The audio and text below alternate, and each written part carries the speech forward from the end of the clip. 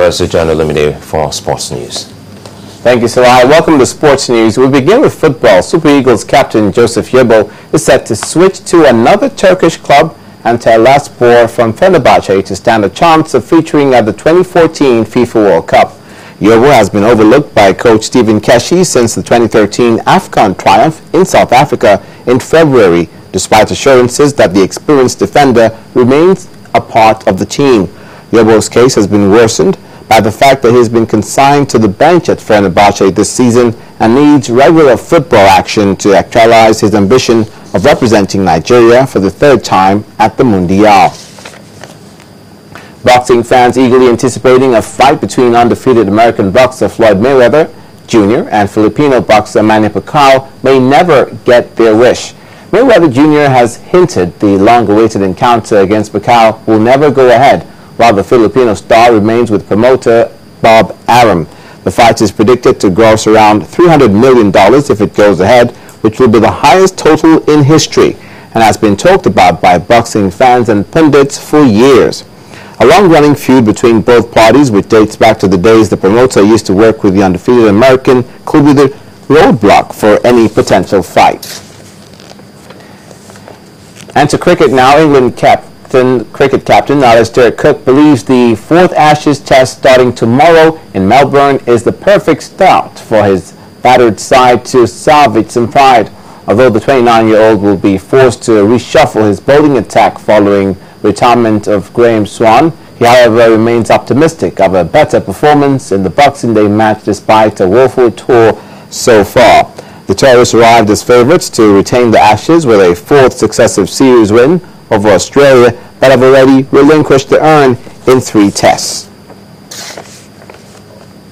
And in motorsport, Ferrari president Luca de Montezemolo has slammed Formula One's reliance on simulators as a joke, with F1's recent strict in-season testing ban having forced teams to rely on ever more complicated simulator technology.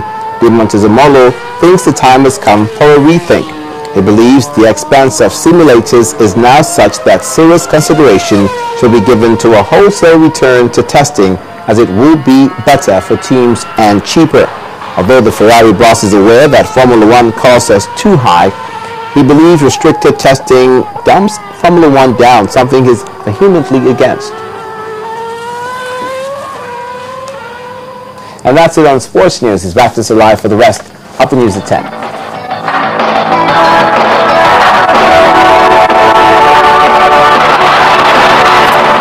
Unveiling the new look of Guinness. Discover a colorful world of more.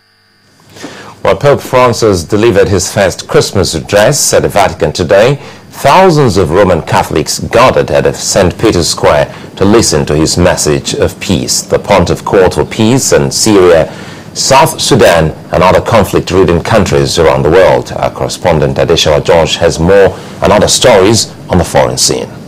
Are the top stories on the foreign scene. The message of Christmas was loud and clear in Pope Francis' address. He urged access for humanitarian aid in Syria in his first Christmas Day address at the Vatican. He told thousands of pilgrims in St. Peter's Square to pray for a peaceful end to violence in Syria and other conflict zones. The Argentine Pope also said tragic incidents involving migrants trying to reach Europe should not be repeated. In Egypt, the military-backed interim government has declared the Muslim Brotherhood a terrorist group. The group, whose candidate Mohamed Morsi won the presidential poll last year before being deposed by the military, had already been outlawed. Thousands of its supporters have been arrested in a crackdown.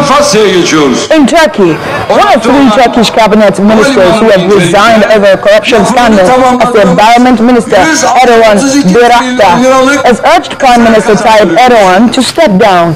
Mr. Bayraktar, Economy Minister Zafer Kaglayan, and Interior Minister Muhammad Gula quit after their sons were taken into custody. All 3 deny any wrongdoing. Finally, around 37,000 people in southeast of England have been hit by power cuts and could be without electricity until the end of the week. After heavy rain and gale force winds lashed the United Kingdom, Well, those are the top stories on the foreign scene. I am Adeshola Josh. Well, on the main news again, Christians in Nigeria today joined their counterparts all over the world to celebrate the birth of Jesus Christ. Clerics challenged nations' leaders on exemplary leadership. And President Jonathan has called for more prayers for the country, just as he urged Nigerians to resist attempt by politicians to drag the country into crisis. That's the news at 10 tonight. Many thanks for watching.